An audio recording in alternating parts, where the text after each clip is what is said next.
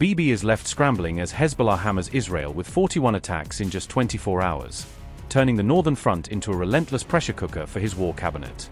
Over 70 air raid sirens shake Israeli towns as Hezbollah rains rockets and missiles on the Galilee, Safed and Tiberias areas, forcing civilians back into shelters yet again.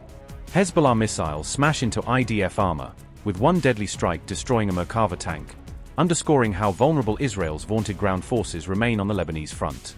Hezbollah said it launched 41 separate operations in just 24 hours, aiming to keep sustained military pressure on Israeli positions along multiple fronts. Israeli media reported more than 70 rocket and missile sirens in the north as Hezbollah attacks hit what they described as northern occupied areas near the border. According to these reports, Hezbollah missiles targeted the central Galilee region as well as the Safed and northern Tiberias districts, extending the threat deeper into northern Israel. Hezbollah stated that explosive devices damaged 2 Israeli armored vehicles near the town of Hadassah, suggesting that ground units operating close to the border came under effective attack. The group's fighters claimed that this roadside attack forced Israel to halt an attempted ground push in the Hadassah area, temporarily disrupting the advance of Israeli troops.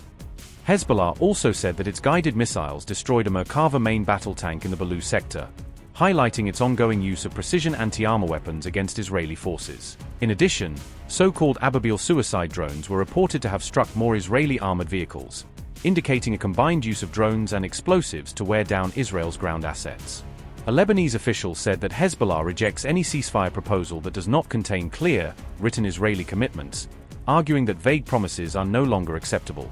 Hezbollah lawmaker Hassan Fadlallah demanded a full ceasefire on land, in the air, and at sea before further negotiations, insisting that all domains of Israeli military action must be covered. Fadlallah also said that Israeli troops must withdraw from contested areas before displaced residents are allowed to return, linking humanitarian relief directly to military pullbacks.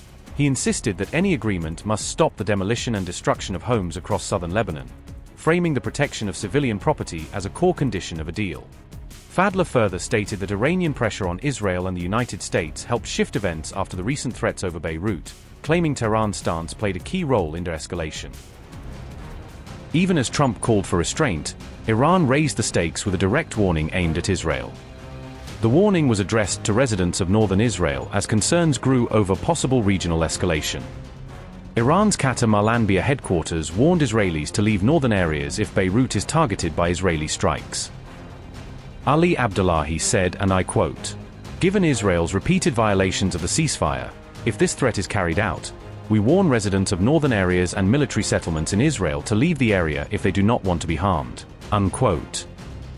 The warning came after Israeli officials threatened military action against Beirut and its southern suburbs. Iran cautioned that any expansion of Israeli operations in Lebanon could lead to a much wider conflict.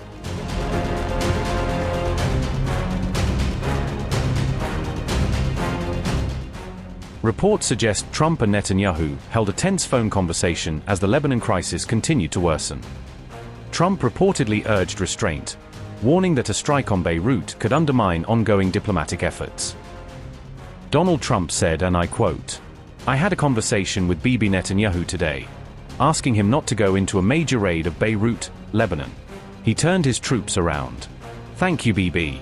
I also had a conversation with representatives of the leaders of Hezbollah, and they agreed to stop shooting at Israel and its soldiers. Likewise, Israel agreed to stop shooting at them. Let's see how long that lasts. Hopefully it will be for eternity." Unquote. According to Axios, the discussion became heated as the two leaders clashed over Israel's approach to Lebanon. Axios reported that Trump sharply criticized Netanyahu and accused him of acting recklessly during the call. According to Axios, Donald Trump said, and I quote, "You're crazy. You'd be in prison if it weren't for me. I'm saving your Everybody hates you now. Everybody hates Israel because of this." Reports further claim that Trump stepped in to prevent a planned Israeli strike on Beirut. Trump later said both Israel and Hezbollah had agreed to stop firing and de-escalate tensions. But renewed exchanges of fire soon cast doubt on how long any ceasefire arrangement might last.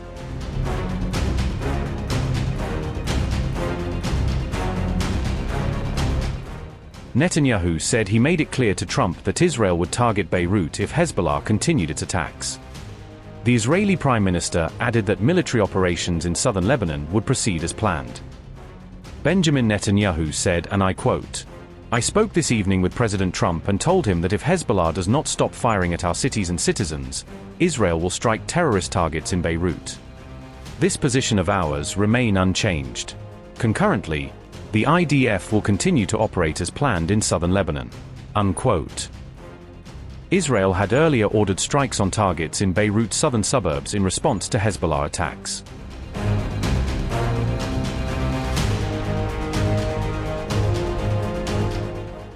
The IRGC warned that any Israeli move crossing what Tehran considers its red lines in Lebanon would be treated as a direct war against Iran and its allies. Iran also warned that further Israeli escalation in Lebanon could trigger the opening of new fronts across the region, significantly widening the conflict. Tehran signaled that developments in Lebanon are closely tied to its wider regional security strategy and the interests of the so-called resistance axis.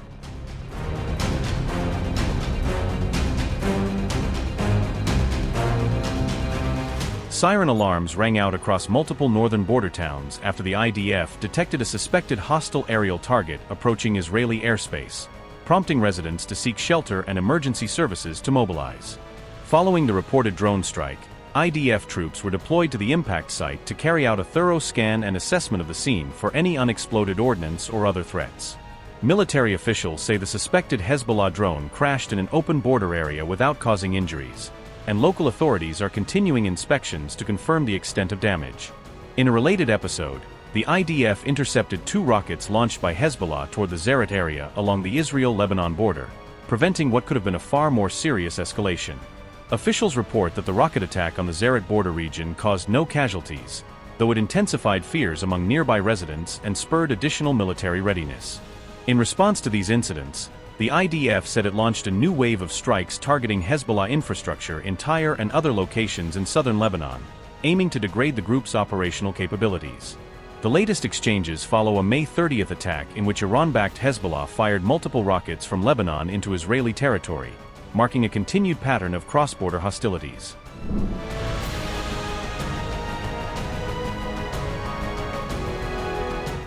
The rockets were reportedly fired toward western Galilee, triggering fresh panic across northern Israeli communities. Safed, Kiryat Shmona, and Carmel were among the areas targeted by Hezbollah's latest deadly barrage, Times of Israel reported. Videos circulating online appeared to show a barrage of missiles and drones launched toward Israel by Hezbollah fighters. The Israel Defense Forces claimed several incoming rockets were intercepted, while others landed in open areas. Hezbollah also reportedly launched multiple drones, with one striking a military zone near Shamera. The IDF said Israeli forces are now preparing for the possibility of more incoming fire from Hezbollah. Hezbollah's latest attacks come as Israeli forces have widened military operations deeper into southern Lebanon. On May 28th, Israel carried out an airstrike in Beirut for the first time in nearly 3 weeks. Israeli warplanes struck the Lebanese capital, reportedly targeting a commander linked to an Iranian-backed militia network. On May 29th, Benjamin Netanyahu said Israeli troops had crossed Lebanon's Litani River amid escalating Hezbollah attacks.